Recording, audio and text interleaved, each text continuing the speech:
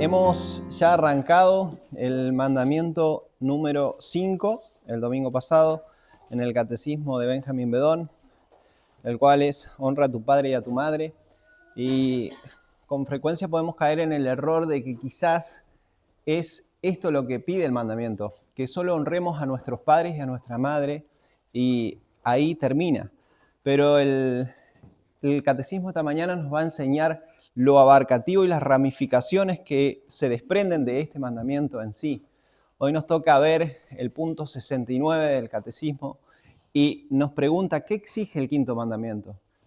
Y la respuesta dice, el quinto mandamiento exige la preservación del honor y cumplimiento de los deberes que corresponden a cada cual en sus distintos puestos y relaciones, como superiores, inferiores o iguales. Entonces, esta mañana vamos a ver lo abarcativo que es este mandamiento en cuanto a nuestras relaciones en todos aspectos, en la familia, en el trabajo y en cualquier instancia donde nos relacionemos. Vamos a ver que este mandamiento no solo habla de los padres, sino que habla de las relaciones en general. Entonces, arrancamos porque los hijos deben obedecer las instrucciones que los padres le dan o que los padres nos dan. En Efesios, en el capítulo 6, versículo 1, dice, hijos, obedecer en el Señor a vuestros padres, porque esto es justo. Entonces vemos que las instrucciones de la palabra nos indican que nosotros debemos obedecer a nuestros padres siempre y cuando lo que nuestros padres nos pidan sea justo a la luz de las Escrituras. Siempre la guía esencial o la base esencial de obediencia del cristiano debe ser las Escrituras por sobre todas las cosas. Si los padres nos piden algo que sea en contra de las Escrituras, tenemos que evitar hacerlo, siempre obedeciendo a Dios. Los padres son o somos las guías o los instructores de nuestros hijos en los primeros años de nuestra vida, de su vida. Ellos deben someterse en amor a nosotros, en obediencia, someterse incluso a nuestras correcciones. Claramente no todo va a ser una obediencia en la vida de ellos, sino que con frecuencia va a haber correcciones, y la corrección es algo que es parte de la crianza de los niños y es algo para ellos buenos cuando se hace en amor, cuando se hace en lineamiento con las Escrituras. Nuestros hijos deben buscar nuestras guías y consentimiento en cada una de las cosas que hacen. Nosotros tenemos más experiencia en la vida. Igual las personas mayores, nuestros padres, también tienen mucha más experiencia en la vida y en frecuencia debemos escucharlos cuando ellos nos dan consejos para algún proyecto, para lo que fuera. Debemos prestarle una atención particular a las personas que nos criaron. Entonces debemos buscar la guía de ellos y el consentimiento de ellos. También como hijos debemos reconocer que nuestros padres nos dieron favores que hemos recibido por parte de ellos. Sabemos que quizás no hemos tenido los juegos, las ropas, las bicicletas que queríamos cuando niños, pero sabemos que nuestros padres nos cuidaron y nos dieron todo lo que ellos tenían en su posibilidad darnos. También debemos ver el sacrificio y el amor con el cual ellos nos han cuidado a lo largo de nuestra infancia. Cuántas noches desvelados, mal dormidos, cuidándonos. Cuánto ellos se preocupan aún nosotros siendo grandes. Cómo vemos el amor que ellos han invertido durante años en su vida para criarnos. Entonces debemos reconocer que ellos nos han dado favores en nuestra vida. Y de esta manera, entonces, a nosotros nos corresponde recompensarlo en lo que podamos. En todo lo que nosotros podamos recompensarlos como hijos de nuestros padres, debemos hacerlo, sin dudar. En primera de Timoteo, en el capítulo 5, versículo 4, dice, pero si alguna viuda tiene hijos o nietos, aprendan primero a honrar a los de las casas y a recompensar a sus padres, porque esto es bueno y agradable delante de Dios. Entonces, debe haber un agradecimiento en nuestra vida hacia nuestros padres. En algún momento ellos ya no van a poder quizás desenvolverse solo, no van a poder hacer ciertas cosas y ahí es donde debemos estar nosotros ayudando en lo que podamos a ellos que tanto han hecho por nosotros. Esto, hermanos, se clasifica o se da como una obediencia piadosa. Adelante de los ojos de Dios esto es una obediencia piadosa. No debe ser una demanda para nosotros, sino que debe ser una obediencia en amor por todo lo que ellos han hecho por nosotros. Esto se extiende, una de las preguntas que hace el catecismo es, ¿se extiende estos deberes a nuestros suegros? Y esto es algo que muchas veces en el mundo no está practicado, al contrario, muchas veces se toma como burla. Pero el catecismo nos dice que sí, y cita el ejemplo de Moisés en Éxodo, en el capítulo 18, versículo 24, donde dice la palabra del Señor, y oyó Moisés la voz de su suegro e hizo todo lo que dijo. Vemos que su suegro Yetro le dio un consejo a Moisés porque vio su situación, era un hombre sabio en las cosas del mundo. Vemos que él lo instruyó y a Moisés le sirvió poner esto por práctica, porque vio cómo Moisés estaba sobrecargando en gran manera y no era bueno para él. Entonces Yetro le dio un consejo el cual le fue práctico y útil. Entonces debemos escuchar a nuestros suegros. Claramente la respuesta es que sí, pero como padres también tenemos obligaciones. Tenemos obligaciones de proveer para nuestros hijos, pero no solo la comida, sino que también debemos proveer el hogar, pero también debemos alimentar la parte espiritual de ellos, guiarlos espiritualmente en las cosas del Señor, encaminarlos, instruirlos con la guía práctica de lo que la palabra de Dios dice y pide. Proverbios 22:6, este libro que tantos consejos nos da y tantas advertencias nos da, dice, instruye al niño en su camino, aún cuando sea viejo no se apartará de él. Nuestras enseñanzas quedan arraigadas en la esencia misma de la persona cuando somos niños. Nuestros padres nos enseñaron a su manera lo que debíamos hacer y no, y eso ha repercutido en el tiempo, ha perdurado en el tiempo. Nosotros debemos enseñar a nuestros hijos en los caminos del Señor desde temprana edad. Entender, que entiendan que hay un Dios que todo lo ve y que va a juzgar y que nos ha dado un Salvador, que es Cristo. La instrucción temprana inculca hábitos de por vida. Los padres debemos insistir en este camino, en la enseñanza de la palabra de Dios y en hacerle valer con disciplina de forma constante a lo largo de la crianza del hijo. Vuelvo a repetir, la disciplina. Vuelve a nombrar el que corrijamos a nuestros niños cuando se van por caminos que no son correctos. Proverbio 29:15 dice, la vara y la corrección dan sabiduría, pero el muchacho consentido avergonzará a su madre. Con frecuencia escuchamos, nosotros no les pegamos a nuestros niños porque a nosotros nos castigaron y no queremos que pasen por eso. Pero las Escrituras nos dicen que la vara y la corrección dan sabiduría, siempre y cuando se haga de forma correcta, no de manera enojada, no porque tengamos un mal día y nos desquitemos con nuestros niños, no. Tiene que haber disciplina cuando se requiera de verdad. Como nosotros como padres tenemos muchas obligaciones y otras de las obligaciones es orar por ellos, pedir constantemente a Dios por sus almas, pero pedir también por nosotros para que Dios nos dé sabiduría para que podamos instruirlo de manera bíblica. Pero también debemos dar un ejemplo práctico, no decir que somos cristianos, sino vivir nuestro cristianismo en nuestros hogares, en cada lugar donde andemos, que nuestros hijos entiendan y vean lo que es una familia bíblica, un padre y una madre que se aman en el amor que es en Cristo, hermanos. Ellos deben ver de forma práctica en nuestros hogares ese amor y ese amor les va a quedar inculcado en sus mentes. También hay una advertencia y es que seamos vigilantes sobre la vida de nuestros hijos, que vigilemos bien sus hábitos, si son buenos, y también vigilemos cuando crezcan, cuando sean más grandes. Hablo en mi caso, pero cuando tengan una edad que ya no estén siempre en nuestro regazo, que vigilemos sus juntas, hermanos, que conozcamos con quiénes se juntan nuestros niños, porque las juntas son muy importantes, ya que pueden tristemente borrar todas las enseñanzas que por años les hemos enseñado nosotros y cambiarlas por malas enseñanzas. Por eso es importante que sepamos y conozcamos con quién se juntan nuestros niños, porque esas juntas pueden darles hábitos buenos, pero también malos. Debemos ser vigilantes en este aspecto. Si actuamos de esta manera, las Escrituras nos dicen que podemos tener beneficios, si Dios así lo quiere. Nuevamente vuelve a citar Proverbios, pero esta vez el capítulo 23, versículo 24 dice, mucho se alegrará el padre del justo, y el que engendra a un sabio se gozará en él. Qué gran gozo, hermanos, es sería para nosotros como padres saber que nuestros niños han sido justificados por la gracia de Cristo, que han caminado y que caminan en los caminos del Señor y que van a una salvación que es segura gracias a la obra de Cristo.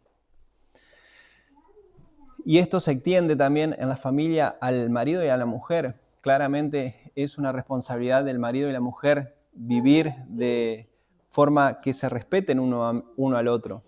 La obligación del marido es amar a sus esposas. Las Escrituras nos dicen en Efesios 5:25, maridos, amad a vuestras mujeres, así como Cristo amó a la iglesia y se entregó a sí mismo por ella. Vaya ejemplo de amor que tenemos que imitar. Pero las mujeres también tienen el deber de someterse en amor a sus esposos. Esto ya es un tema que hemos hablado de los maridos y las mujeres, pero el catecismo lo cita y es válido recordarlos, porque somos olvidadizos. En Efesios 5:22 dice, las casadas estén sujetas a sus maridos como el Señor. Entonces vemos que los esposos y las esposas son una pareja que deben agradarse grandemente, o sea, agradarse mutuamente unos al otros. Dejar de lado el orgullo, dejar de lado ser tan egocéntricos y tratar de complementarse y ayudarse mutuamente en todas las cosas. Es el deber de las esposas y los esposos ayudarse mutuamente y más aún en las cosas del Señor. Debemos ser diligentes en estos temas. Pero esto no solo se detiene, este mandamiento no solo se detiene en la familia, sino que se ramifica también a los trabajos, a los amos, dice las Escrituras. Pero hoy se puede llamar jefes. En 1 de Timoteo, en el capítulo 6, versículo 1, dice, todos los que están bajo yugos como siervos tengan a sus amos por digno de toda honra, para que no sea blasfemado el nombre de Dios ni la doctrina. Entonces, debemos tener un cuidado especial de todos nuestros jefes, vamos a ponerle, para que se entienda, que son dignos. Porque esto, de manera que si no lo hacemos, es blasfemado el nombre de Dios y su doctrina. Nosotros estamos en nuestros lugares de trabajo representando a Cristo. En cada lugar donde andamos estamos representando a Cristo. Entonces debemos obedecerlo, siempre como línea principal obedecer al Señor para luego obedecer a los jefes. Colosenses 3:22 dice, siervos, obedeced en todos a vuestros amos según la carne, no sirviendo al ojo como los que quieren agradar a los hombres, sino con sencillez de corazón, temiendo a Dios. Entonces debe haber un temor reverencial a Dios y trabajar activamente en todo lo que se nos pide en el trabajo.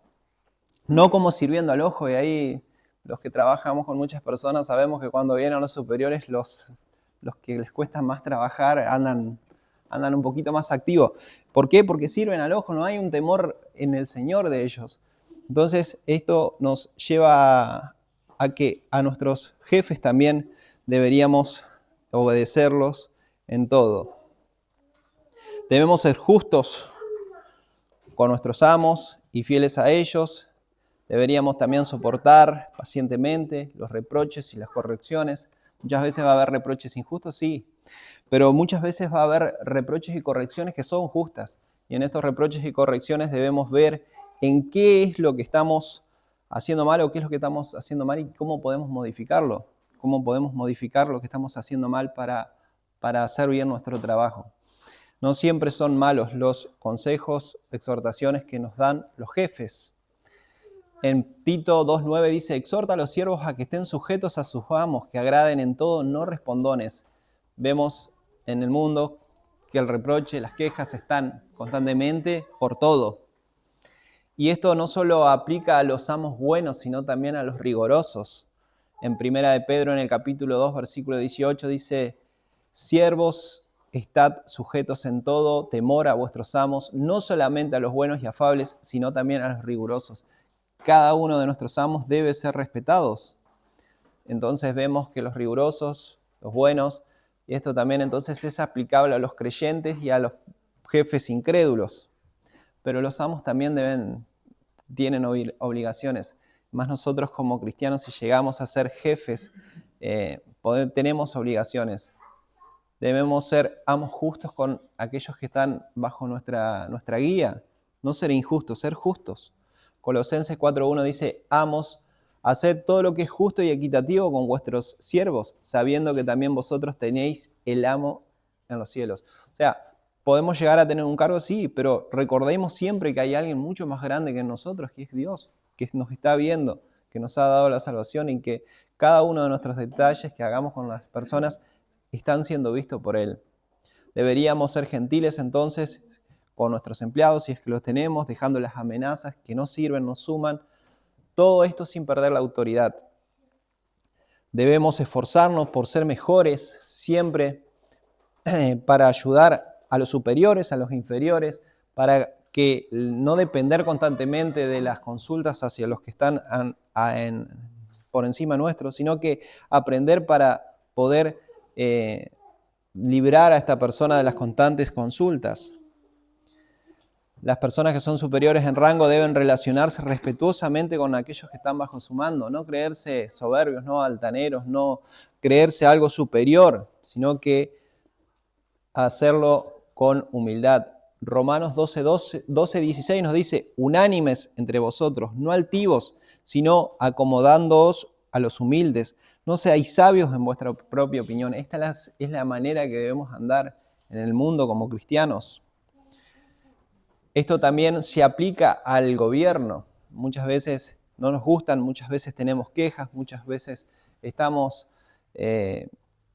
desconformes con la forma de gobierno, pero la palabra de Dios nos dice que nos sometamos a ellos, hermanos. Esto es lo que nos pide las Escrituras. Entonces, debemos respetar a los que nos gobiernan, debemos honrarlos a los que nos gobiernan, así como los que nos gobiernan tienen que honrarnos a nosotros y hacer todo lo que hacen con justicia, hermanos. También este mandamiento se ramifica a la iglesia. Esto es aplicable a la iglesia.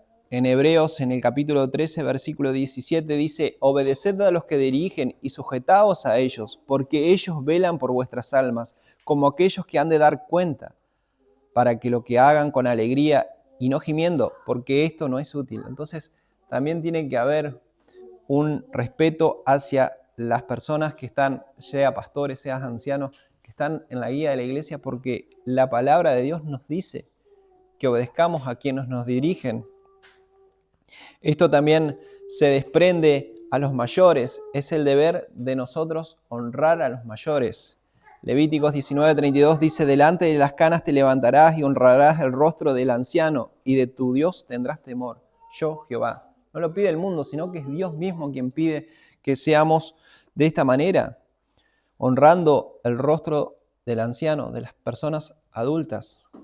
Esto se desprende y también habla del amigo. Podemos citar Proverbios 18:24. El hombre que tiene amigos ha de mostrarse amigo y hay amigo más unido que un hermano. Vemos que las relaciones de los amigos son mucho más unidas a veces que los hermanos de sangre. Por eso debemos honrar a nuestros amigos. Debemos honrar claramente a los hermanos, a las personas que han sido redimidas por Cristo, al igual que nosotros. Salmo 133:1 dice, mirad cuán bueno y cuán delicioso es habitar los hermanos juntos en unidad. Debemos honrarnos, hermanos, pero también debemos honrar al prójimo. Como siempre se dice, es fácil honrar a aquellos que nos aman, pero aquellos que son toscos con nosotros es un poco más difícil, pero la palabra de Dios nos dice que debemos honrar al prójimo. En Romanos 15:2 dice, cada uno de nosotros agrada a su prójimo en lo que es bueno para edificación. Hay una regla, sí. Todo aquello que es bueno para edificación debemos honrar a nuestro prójimo. Pero también en 1 de Tesalonicenses, en el capítulo 5, versículo 15, dice, mirad que ninguno pague a otro mal por mal, antes seguid lo bueno siempre los unos con los otros y para con todos. Entonces, las Escrituras nos enseñan que el quinto mandamiento es abarcativo en muchos aspectos de nuestra vida. En cada una de las relaciones de nuestra vida, el quinto mandamiento es aplicable. Así que, hermanos, esperemos que Dios nos siga iluminando, nos siga enseñando y nos siga dando la capacidad de poder llevar a cabo cada uno de estos mandamientos para la gloria de Él y para que no ensuciemos el nombre de Cristo en los lugares en los que andemos, en nuestra familia, hogar, vecindario, barrio, lo que fuera. Que Dios nos ayude a no manchar el nombre de Cristo. Amén. Oramos. Padre amado, Gracias porque nos permites nuevamente estar juntos ante tu presencia, porque nos permites nuevamente aprender más de lo abarcativo que son tus mandamientos, Señor.